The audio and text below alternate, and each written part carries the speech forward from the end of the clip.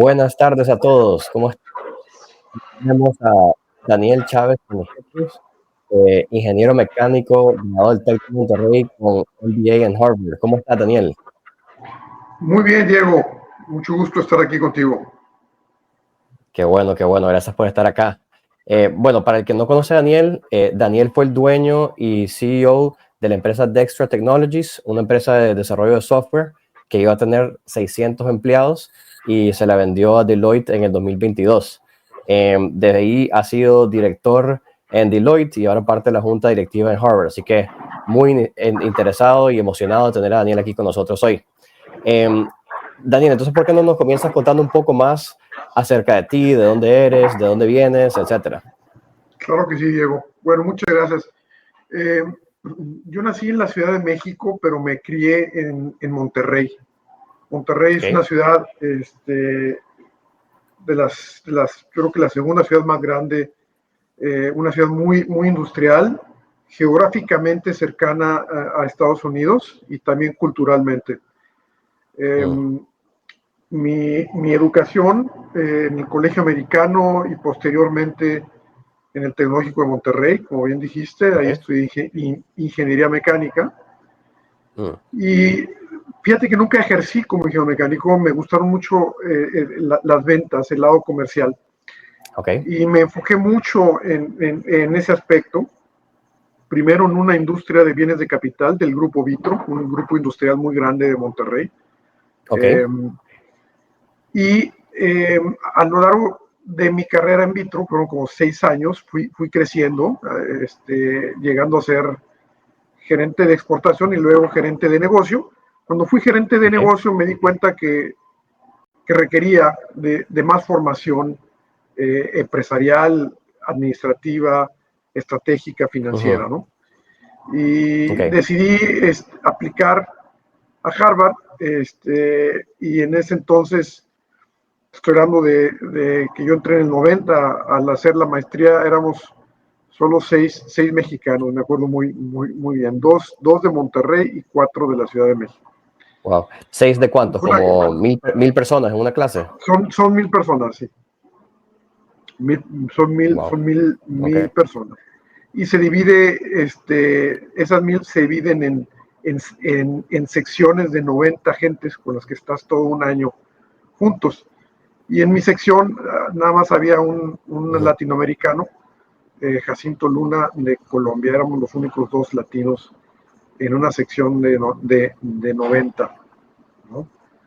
Y era una dinámica muy interesante porque pues ahí te califican en base a tus participaciones en clase, en base al método del caso. Entonces, pues tu habilidad de poder ser muy articulado en un idioma que no es el tuyo, pues siempre fue un reto para todos los que no hablábamos, para los que inglés no era nuestra lengua nativa, ¿no? Pero bueno, fue una gran experiencia. Claro.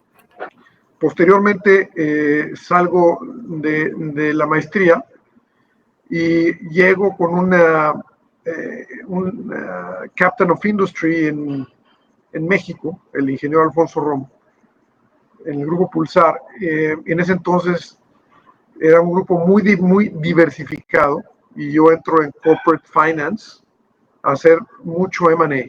O sea, me dediqué 2 años en Mergers and Acquisitions. Y posteriormente, bueno, y en ese transcurso de esos 2 años, este grupo industrial hace inversiones importantes en el Silicon Valley. Invierte, no sé, una cantidad fuerte de dinero en varias empresas y este grupo funda Dextra Technologies, una empresa de desarrollo de software basada en Monterrey, con oficinas comerciales en Palo Alto, California, para darle servicios a las inversiones que este capitán de industria estaba haciendo en el Silicon Valley.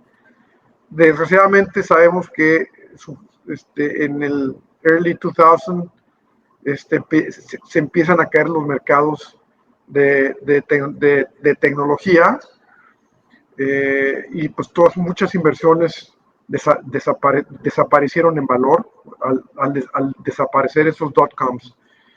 Y Dextra Technologies pues estaba en muy mala situación cuando me piden que yo la manejara, y yo sin tener ningún conocimiento de tecnología. El primer libro que compré fue Computers for Dummies, y ahí, bueno, pues me hice de gente muy valiosa y hicimos un leverage de lo que habíamos hecho para esos .coms, particularmente en Wireless Technologies. Hicimos un pivot hacia empresas importantes, grandes, que requerían esos servicios. Nosotros para ese entonces era una empresa pequeña, le pudimos darle la vuelta a la empresa, y luego un inversionista y un servidor decidimos adquirir o comprar esta empresa de este industrial. Eso fue en el 2003, cuando nos hicimos de esta empresa, que era muy pequeña todavía, y empezamos poco a poco a crecer con clientes importantes en Estados Unidos, dentro de lo que era el sector de Product Engineering Services, ¿no? Es software embebido para hacer productos, que en ese entonces no era una oportunidad con mucho menos competencia, si bien la había, y la había muy fuerte, competencia como Infosys o Tata Consulting o Tech Mahindra, pero nearshore, nuestro juego era nearshore hacia Estados Unidos. Fuimos de los primeros que nos metimos en nearshore con Product Engineering Services. Entonces tuvimos un first mover advantage que los pudimos aprovechar muy, muy bien. Empezamos con Nokia, y Nokia en ese entonces, para muchos que quizás no se acuerden, Nokia en el año 2004, 2005, era el líder indiscutible del smartphone sector. Comandaba un 40% de global market share. Y necesitaban ingenieros en wireless y en embedded en Dallas, para Estados Unidos. Toda la fuerza más importante de Nokia estaba en Europa.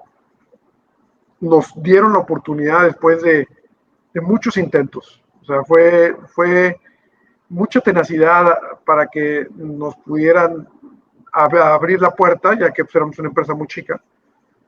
Nos dieron un proyecto prueba, el cual lo hicimos bien, y de ahí empezamos una relación importante con Nokia. Un proveedor importante de Nokia era Texas Instruments.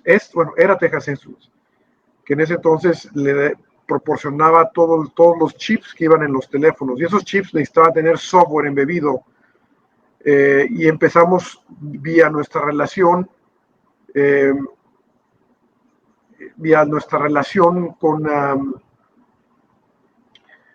con Texas Instruments y con Nokia. Dextra empezó a crecer fuertemente, ¿no? Entonces, eso empezó el camino hacia un crecimiento sostenido, constante. Y nos dimos cuenta que como empresa necesitamos invertir mucho en nuestros recursos humanos, ¿no? En las capacidades de nuestros ingenieros. O sea, un ingeniero mexicano o latinoamericano, bien entrenado y bien motivado, puede competir contra cualquier ingeniero del mundo. Eso fuimos una prueba de ello al trabajar con clientes como Verizon, como Google, como Qualcomm, como Continental Automotive y muchos más. Fue una carrera de largo plazo. A Dextra fuimos creciendo a lo largo de 20 años, cuidando mucho las finanzas de la empresa, y obviamente buscando esos clientes Fortune 100 que nos dieran un crecimiento fuerte y sostenible. Como nosotros estábamos con nuestros clientes del lado de product development, es en el revenue side, ya que entras con esos clientes en el revenue side y lo haces muy bien, te puedes quedar con ellos a lo largo de muchos años si ejecutas, si entregas, si inviertes con tus clientes en las tecnologías que necesitas, si además generas una relación simbiótica con nuestros clientes. Para nosotros nos posicionábamos como una extensión del equipo de nuestros clientes. Teníamos diferentes delivery centers en México, en Monterrey, Guadalajara y Aguascalientes, pero todos con gente bilingüe, con gente que pudiese interactuar fácilmente. Además, teníamos una subsidiaria en Estados Unidos con la cual teníamos gente nuestra mexicana colocada o situada con nuestros clientes. Y eso hizo también que tuviésemos una comunicación muy fuerte con ellos. Y a lo largo de los años fuimos escogiendo qué tecnologías y en qué segmentos, ¿no? Nos dimos cuenta que en la parte automotriz había una alta necesidad de software embebido y una oportunidad. Hoy día sabemos que el automóvil tiene un alto contenido de tecnología y de software, ¿no? Y en Dextra pudimos identificar eso y empezamos con empresas como Continental Automotive, llegando a ser un cliente estratégico para todo Américas de Continental. Es una empresa alemana. Y a raíz de esa relación con Continental crecimos con clientes como Verizon. Verizon tiene todo un Verizon Connect, tiene todo un negocio para conectar datos en diferentes industrias, y una de ellas es lo que es Fleet Management. Entonces ahí tuvimos un éxito importante. Y algo que se fijan mucho estas empresas, estas grandes empresas, cuando contratan a un partner, es la capacidad de este partner de poder estar junto con ellos por largo tiempo. ¿Por qué? Porque todas estas empresas grandes, cuando tú tratas de entrar a un Fortune 100 customer, es una inversión tanto de ellos como tuya, para alinearte alinearte a ellos, para invertir en sus tecnologías, y ellos necesitan entender con quién hacen negocios. Entonces, para nosotros, que venimos de ser una empresa chica, comentaba que invertimos mucho, nuestra gente, invertimos mucho en habilidades de nuestra gente, en infraestructura, reinvertimos mucho las utilidades, de tal manera que cuando llegamos ya a platicar con gentes como Verizon, como Google, Fitbit, como Block, pues teníamos un balance sheet fuerte, teníamos un track record de consistencia, de tal manera que para ellos no era un riesgo contratar a Dextra Technologies, ¿no? Y todo lo más importante, el haber creado un grupo conmigo de gente muy brillante que me ayudó mucho, con los cuales buscábamos entender cuál es el problema del cliente y no usar la tecnología por usar la tecnología, ¿no? Más bien era cuál es el problema y then leverage technology, ¿no? Llegando ya en mis últimos años con Deloitte, recientemente, a entender primero el problema antes de subir una solución de AI, ¿no? AI por sí no es la salvación de ninguna empresa. La salvación es el enfoque a entender el problema que quieres resolverle al cliente, el valor que aportas, Y AI obviamente te ayuda a ser Claro. mucho más eficiente en eso, ¿no? Y, claro. Y una pregunta, porque, a ver, para una empresa de ese tamaño, trabajar con una empresa como Verizon, ¿cómo hiciste al principio para conseguir tu primera empresa así verdaderamente de volumen grande? Porque, como dices tú, o sea, ellos tienen que confiar en ti. Entonces, ¿qué hiciste tú al principio como para hacer que la empresa se vea seria suficiente para el nivel de una empresa como Verizon? Tienes que tener algo único. O sea, you need to have a uniqueness. En nuestro caso, lo empezamos desde el 2003, 2004 con Wireless Technologies. Era algo unique en ese entonces, que lo habíamos desarrollado en nuestra relación con los .coms antes de que todos esos clientes nuestros fallaran o fallaran como empresas. Nos fuimos mucho hacia embedded technologies, ¿no?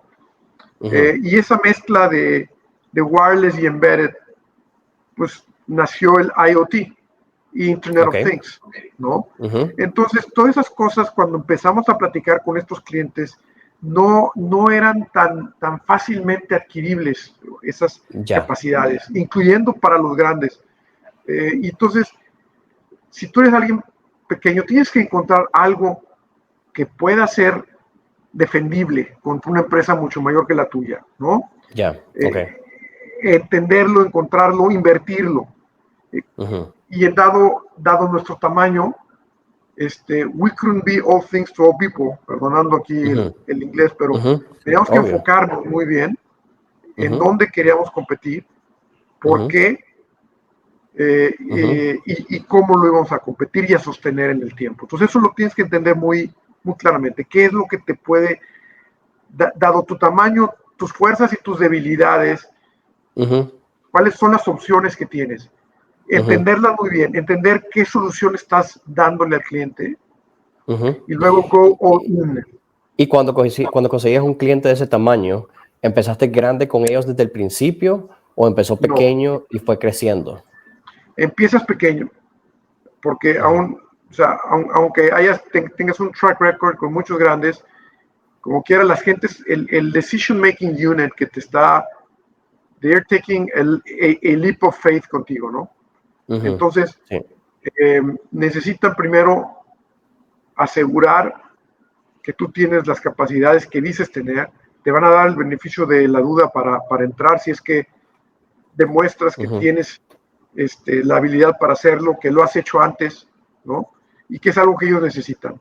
Te dan el beneficio, puedes entrar, entras pequeño y empiezas entonces, la clave es una ejecución clara, ¿no? En donde desde el principio tienes muy claro qué se espera de ti, ¿no? Y tú tienes muy claro cuáles son los riesgos que pueda haber en la implementación. And you address them early on. Eh, y entonces se empieza a generar una relación de confianza, ¿no? Aunado a generar también relaciones personales, que eso fue algo muy importante en mi claro. carrera profesional. El cómo generas relaciones personales con tus clientes, si bien, o sea, no ellos, por esa relación no te van a dar un trabajo, pero sí te van a ayudar cuando necesites en alguna oportunidad o en algún problema, te van a dar su tiempo para escucharte, ¿no?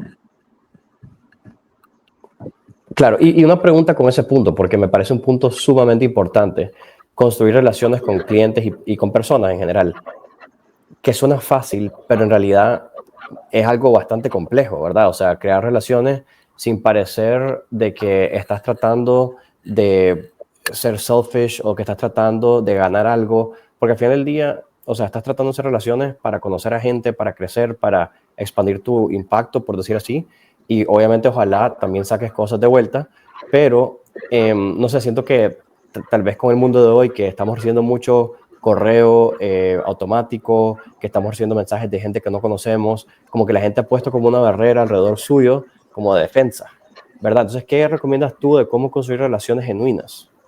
Claro. Mira, al final del día, tratas con seres humanos, ¿no? Yo lo que a mí me funcionaba bien era sí buscaba yo ese acercamiento personal con mis clientes desde el inicio. Inicialmente, pues tiene que ser un poquito arm's length, y a medida que ellos van conociendo quién eres en base a tu trabajo, en base a tu transparencia, en base a que haces lo que dices, naturalmente se van abriendo a ti como persona. Cuando ellos vienen a visitarte, venían a nuestras operaciones en México, pues los llevas a cenar, empiezas a generar una relación más personal, y empiezas a buscar puntos en común. Al final del día, repito, somos seres humanos, ¿no? Y lo importante aquí es tener empatía. Es muy importante cuando tú buscas crecer un negocio y estás ya sea como CEO o en el lado comercial o aún en el lado de ingeniería y tratas con la gente, tienes que tener mucha empatía, entender muy bien la posición del cliente, ¿no? Entender muy bien cuáles son sus problemas, sus oportunidades, y si tú los puedes ayudar, eso genera genuinamente una relación de amistad, genera una relación de aprecio y de agradecimiento. Sí. ¿No? De ambas partes. Que si lo mantienes, bueno, pues te puede durar mucho tiempo, ¿no? Perfecto. Y otra cosa que mencionaste al principio, cuando estabas diciendo más acerca de cómo crecieron y cómo consiguieron clientes grandes, dijiste que era importante tener a gente clave en tu equipo. Y eso es otra cosa que es muy fácil decir, ¿verdad? Sí, gente clave, the right people in the right seat on the right bus. Como que muy clásico, ¿verdad? Pero para ti, ¿qué significa tener a las personas correctas en tu equipo? ¿O quiénes fueron las personas correctas para tu equipo? ¿Qué niveles eran? ¿Qué tipo de personalidades tenían? ¿Qué habilidades? Etcétera. Claro. Mira, yo pude reunir un equipo muy talentoso. Básicamente un director de operaciones, el cual contratamos desde que salió del Tecnológico de Monterrey. Wow. Que lo fuimos creciendo, hizo su MBA, y además lo haces partícipe de los beneficios de la empresa, ¿no? Es una persona que siente que, y en general así fue mi estilo, que siente que it's a two-way street, ¿no?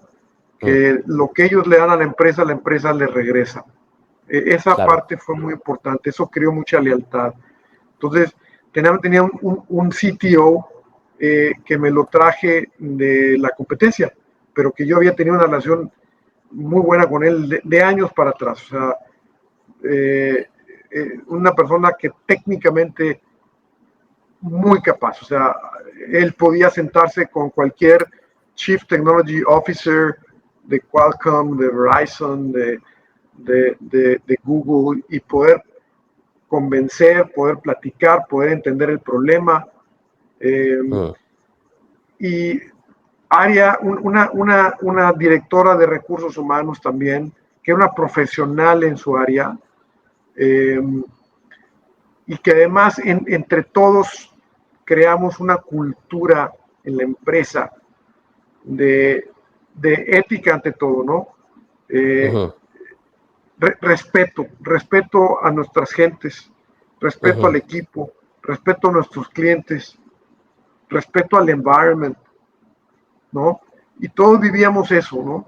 De tal manera que la gente podía expresarse libremente, se discutían las ideas, nunca se atacaba a la gente, ¿no? Entonces se creó un ambiente propositivo en donde la gente tenía la libertad de poder hablar, de poder expresarse, de poder cometer errores, aprender de ellos, obviamente. Entonces se creó una cultura que generó que la gente aportara ideas, y eso ayudó mucho a la empresa, ¿no? Al final, Claro. las ideas no vienen nada más del CEO, por supuesto. Vienen de todo el equipo que en conjunto estamos en las trincheras con los clientes, solucionando problemas, pero que tenemos una visión clara, ¿no? ¿Qué queríamos ser? ¿No? Queremos ser una empresa admirada por su tecnología y servicios profesionales, en Product Engineering en Estados Unidos. Esa era una visión que teníamos muy clara, ¿no? Y en base a escoger muy bien en dónde podíamos hacer the best impact, en dónde podíamos además tener una ejecución transparente, que diera al cliente certidumbre y lo más importante, valor. Claro. Claro, y recuérdame con cuántas personas empezaron ustedes. Mira, la empresa empezó de cero. Cuando yo la tomé, que estaba muy problemada por los problemas de los dot-coms, éramos como 20 ingenieros nada más, ¿no? Pero teníamos en 3 o 20 ingenieros gente muy brillante. Wow, entonces interesante porque ese es el punto, por ejemplo, que está mi empresa ahorita.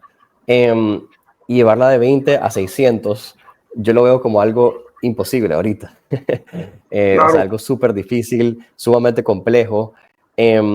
Además de un buen equipo, una buena visión que mencionaste, ¿qué otras cosas te ayudaron a llegar a 600? Porque es muy diferente tener una de entre 20 a 100 personas a 600. Primera pregunta que te voy a hacer es, ¿levantaste capital, por ejemplo, o fue todo crecimiento orgánico? Fue crecimiento orgánico. Crecimiento orgánico. Tuvimos la oportunidad de manejar bien el negocio, de hacerlo bien, de generar utilidades, las reinvertíamos de tal manera que teníamos el cash flow para poder soportar el crecimiento, ¿no? Porque obviamente el capital de trabajo pues, se incrementaba año con año a medida que vas creciendo. Claro. Pero generamos buenos márgenes. La clave en ese entonces, muchos de nuestros clientes querían diversificar su riesgo de outsourcing. Estaban muy orientados hacia India y querían tener un pie en otro lugar.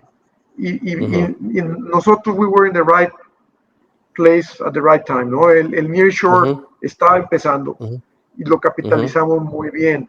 Entonces, empresas muy grandes se dieron la oportunidad, porque no había empresas en México en ese entonces con tanto Product Engineering. Había muchas empresas de tecnología, pero no tan enfocadas en Product Engineering como Dextra. Entonces, ese uniqueness del enfoque en Product Engineering y nearshore fue algo que hizo que empresas grandes se fijaran en Dextra Technologies. Y cuando trabajas con una empresa grande, Diego, las oportunidades de crecimiento se potencializan muy fuerte, ¿verdad? Ahí es donde, de ahí es donde empezamos a crecer en tamaños grandes, ¿no? Porque trabajamos cuando con gente... cuando consideran los clientes más grandes.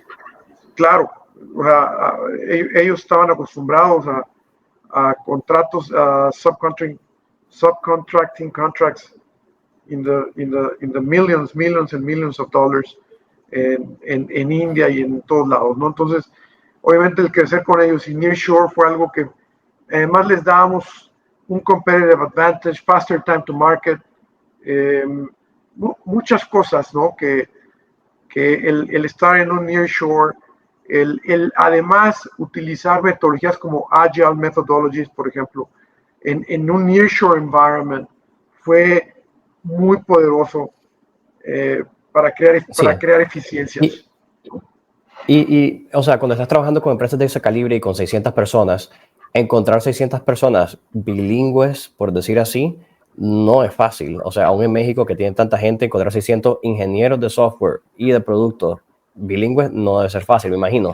¿Cómo organizaste tú la empresa para que pudieran seguir teniendo ese servicio al cliente, pudiendo hablar inglés y eso, pero al mismo tiempo teniendo suficientes recursos para apoyar todas sus necesidades?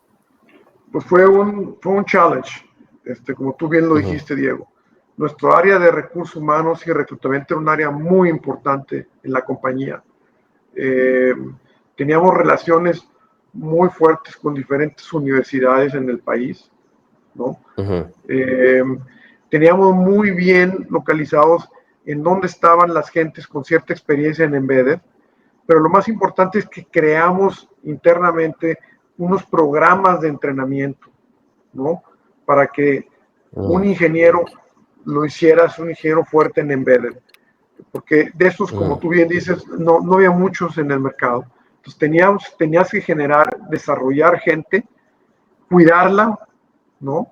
Cuidarla muy bien, tenerla contigo, en base, comentaba yo un poquito de share the wealth, share the vision, share the culture, ¿no? Okay. Generar lealtad, programas de entrenamiento y un equipo de recruitment muy fuerte y de recursos humanos muy fuerte. Eso está buenísima. Share the wealth, share the vision, and share the culture. Así es. Muy interesante.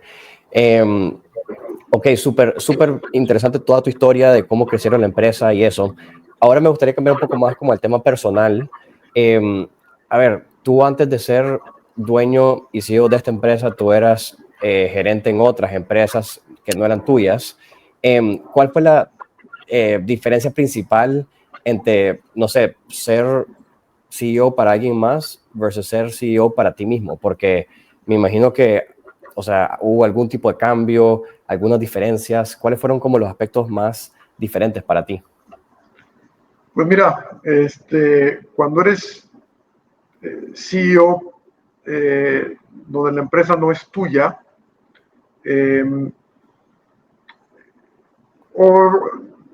vamos, siendo tú un profesional como CEO, te debes a los accionistas, te debes a los empleados, y tienes que dar los resultados, ¿no? Si no das el resultado, por ejemplo, bueno, te corren y ya no pasa nada, ¿no?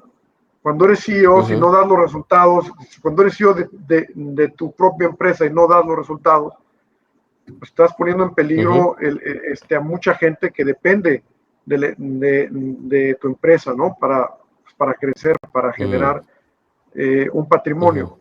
Entonces, hay más presión cuando eres CEO de tu propia empresa que cuando eres CEO de una empresa que no es la tuya. Ahora, cuando eres CEO de tu propia empresa, tienes mucha más libertad de acción. Puedes tomar decisiones mucho más rápido, ¿verdad? Mucho más rápido. Pero lo que es muy importante cuando eres CEO de tu propia empresa, tienes que tener un board of advisors con la cual ellos te puedan dar feedback, ¿verdad? Un feedback, candid feedback, reality-based feedback, ¿no? Entonces yo me hice, cuando yo era CEO de mi propia empresa, de un consejo fuerte, independiente, y además tenía independent auditors as well, ¿no? Ahora, y eso es muy importante, si bien yo tenía mucha libertad de acción, pues también tenía un consejo con el cual me obligaba también a ser muy institucional, ¿no? Pero mi margen de acción cuando es tu empresa, pues es mucho mayor. Puedes tomar decisiones mucho más rápido, decisiones de pricing, de margen, de costos, decisiones de estrategia quizás más rápidamente. Cuando eres CEO de una empresa, en el caso que también fui CEO de una empresa, donde los dueños, en una empresa muy grande, pues ahí no tienes tanta libertad de acción, ¿no? Hay más gente que está metida en la operación, y entonces, bueno, tienes que entender cómo trabajar bien en ese environment, ¿no? Porque también se puede ser muy exitoso, claro. Pero tienes que trabajar muy bien en ese environment. Y la diferencia, repito, es cuando estás con tu propia empresa, tienes más libertad de acción, pero también tienes mucho más responsabilidad. Hay mucha gente con la cual dependen de que tú manejes bien la empresa, para que la empresa cubra con sus responsabilidades, tanto con los clientes como con los empleados, como con los accionistas, ¿no? Entonces, bueno, son dos estilos, dos maneras, dos riesgos distintos, ¿verdad? Sí. Es lo que te puedo yo comentar. Sí, no, o sea, está súper interesante porque sí estoy de acuerdo. O sea, cuando eres el CEO para una empresa que no es tuya, o sea, tienes un mandato bien explícito, ¿verdad? Y tú tienes que cumplir con ciertas metas. Y si no funcionan, pues te corren a ti probablemente, pero ojalá que la empresa sobreviva, ¿verdad? Cuando es tu Claro, empresa, tú estás responsable por toda la gente abajo tuyo, toda la gente que trabaja para ti, y el nivel de riesgo es mucho más grande que uno. Entonces me parece una excelente idea apoyarse de juntas directivas. Ahora, es, algo que yo, por ejemplo, me he preguntado bastante es cómo se elige la junta directiva correcta. Entonces, no sé si nos puedes comentar un poco de, en tu caso, cómo escogiste a los miembros de la junta directiva que te ayudaron a ti. sí, esa es muy buena pregunta. Bueno, estaba mi socio, obviamente, el Independent Investor. Estaba también una persona de industria, un experto de industria que trajimos. Estaba también Okay. un legal advisor que era el Secretary of the Board de Holland and Knight. Eh, Uh-huh. muy, y estaba también una Financial and Tax Advisor, ¿no? Cuidando Mm. muy bien la parte fiscal eh, de la empresa. Entonces teníamos muy bien la parte fiscal, Mm. la parte legal, un experto de industria, ¿no? El accionista y un servidor que también fui accionista de la empresa, ¿no? Ya.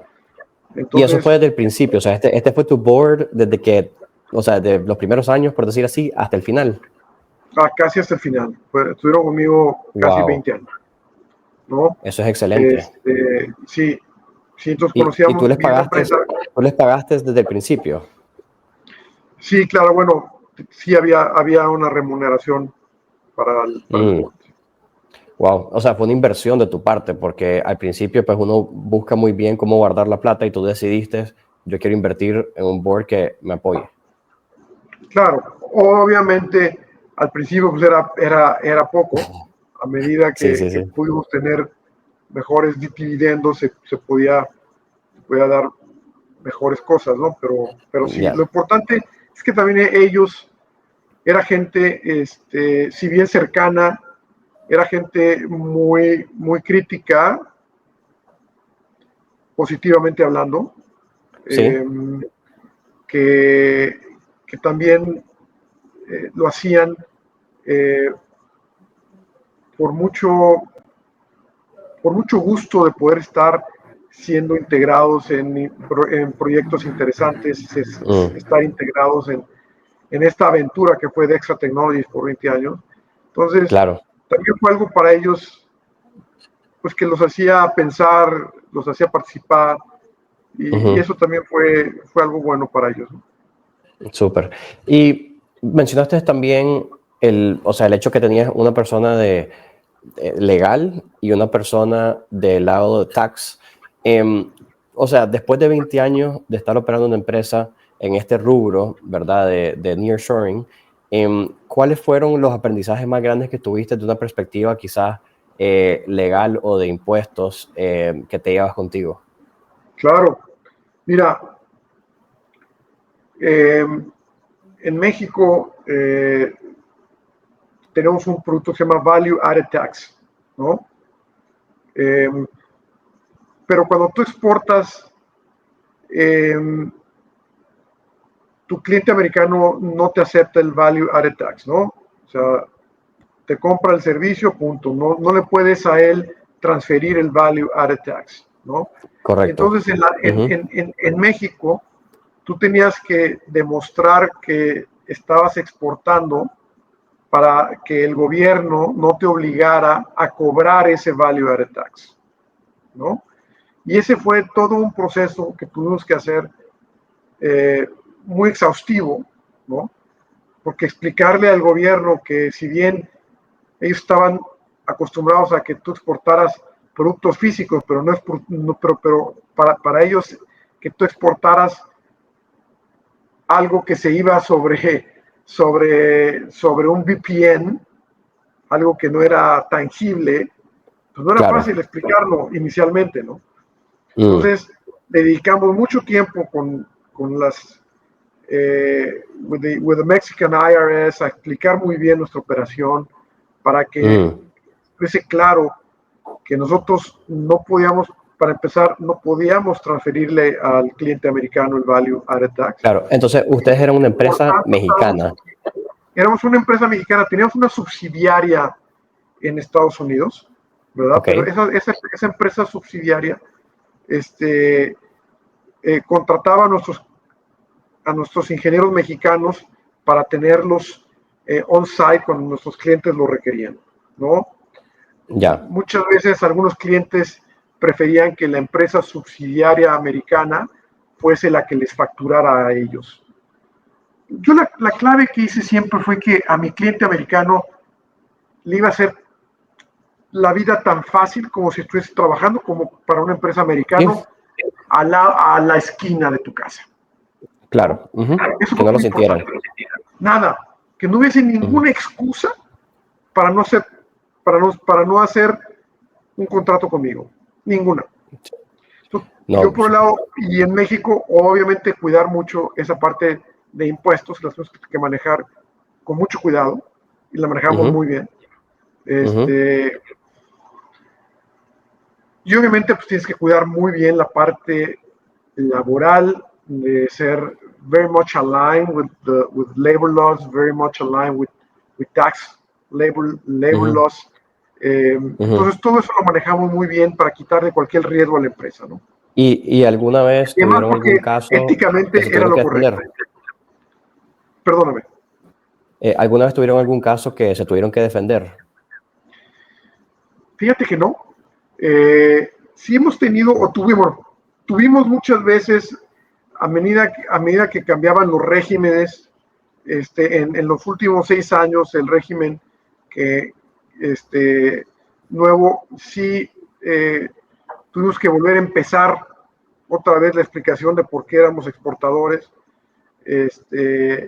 Y bueno, ahí fue el avance un poquito más lento, pero como todo realmente ha sido by the book o fue by the book, no hemos tenido realmente un problema para no recuperar esos Claro. impuestos. Y Daniel, bueno, me has contado mucho acerca de la empresa que creaste, ahora de tu persona.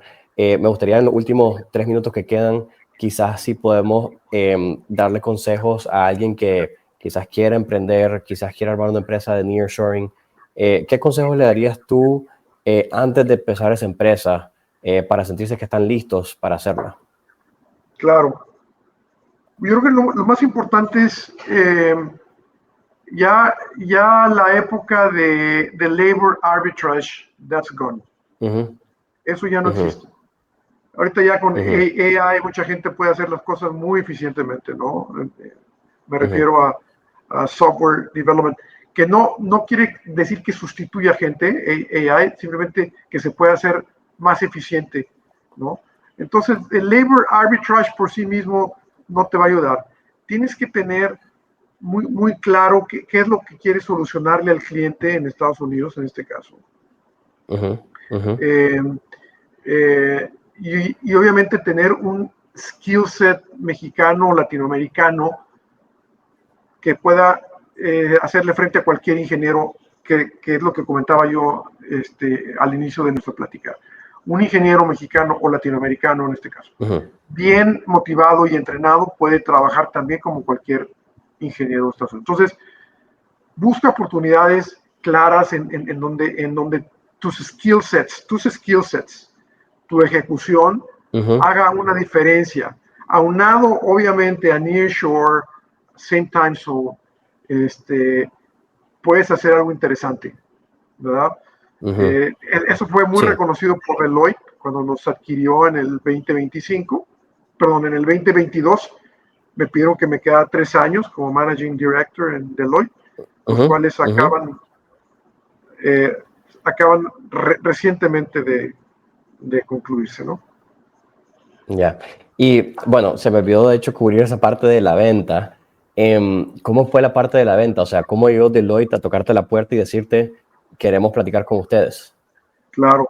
Fíjate que fue un proceso, Diego. En el 2021 empezamos a sentir a lot of feelers from companies all over the world que querían platicar con nosotros.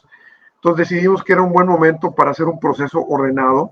Contratamos a unos investment bankers en Estados Unidos y ellos hicimos un proceso que fue casi todo un año, ¿no?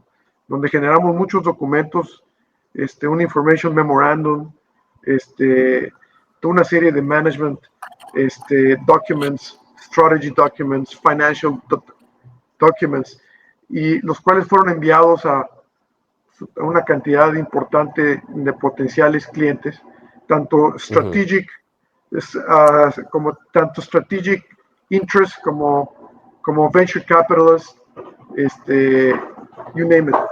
Y al final hubo un shortlist de 7, 8 empresas que hicieron una oferta por la empresa y al final Oh, wow. nos quedamos con Deloitte. Pero sí, sí fue con la ayuda profesional que yo lo sugiero ampliamente, ¿no? Ya, eso tú lo planeaste, tú lo pensaste y tú dijiste, voy a buscar ayuda y que alguien nos Así ayude es, a ir al mercado. Y funcionó muy así bien el es. proceso, siguieron los pasos correctos y terminaron con la empresa correcta para ustedes, con el precio correcto, me imagino, y todo el mundo feliz. Todo el mundo muy bien, fue un muy buen proceso, fue una muy buena evaluación, y el 95% de los empleados se cambiaron con Deloitte. Entonces, creo que fue un... Wow, increíble para ellos. Sí, sí, Sí, sí. Y, sí. y última pregunta de mi parte, Daniel. Bueno, ya hiciste todo esto, comenzaste tu empresa, la vendiste, trabajaste para una consultora grande de Estados Unidos. Y ahora, ¿qué viene? ¿Cuál es el siguiente paso para ti? Claro. Mira, desde que estaba yo en Deloitte, quería yo estar en Board of Advisors. Eh, Pude entrar con el beneplácito de Deloitte, tenías que pedir permiso, they are very compliant, lo cual Ujú. está bien. Y pude entrar al board de Harvard el año pasado, del Alumni Advisory Board. Y ahorita estoy on Wow. my board search, ¿no? I'm just Ok. starting my board search in earnest. Y es lo que quisiera yo Mm, hacer, ayudar en mm, profits or non-for-profit. mm, Creo que tengo un track record que pueda hacerle de interés a alguien ujú, y tratar de mantenerme engaged, tratar de mantenerme activo, actualizado, ¿no? ujú, Mi pasión son los negocios, también obviamente me encanta, tengo una familia muy bonita, el arte, la historia, viajar, pero los negocios me encantan y poder estar desde un board ayudando, entendiendo where's the value, cómo crecer el negocio, escalarlo, es algo que me gusta, me apasiona. claro. Sí, yo también pienso lo mismo, que cuando retire, no creo que va a pasar nunca, porque siempre me voy a querer seguir invirtiendo mi tiempo en ayudar a empresas, crecer empresas, etcétera, porque es algo que me gusta y me apasiona hacer como persona. Así que qué Claro, bueno saber que otra gente lo está haciendo y que es algo común. Pero bueno, Daniel, un gusto tenerte aquí con nosotros. Disfruté mucho de nuestra gracias. plática. Muy interesante conocer más acerca de la empresa que comenzaste.